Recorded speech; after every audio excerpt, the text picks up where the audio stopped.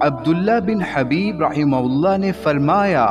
کہ علی ابن ابی طالب نے ہمیں رمضان میں نماز تراویح پڑھائی، چنانچہ ایک مرتبہ ان کا گزر اہل کوفہ کی مسجد کے پاس سے ہوا۔ وہ لوگ اس وقت مسجد میں نماز تراویح ادا کر رہے تھے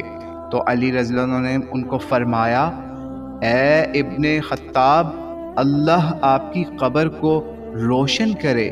جس طرح آپ نے ہماری مساجد کو روشن کیا۔ اس روایت سے یہ معلوم ہوا کہ مولا علی علیہ السلام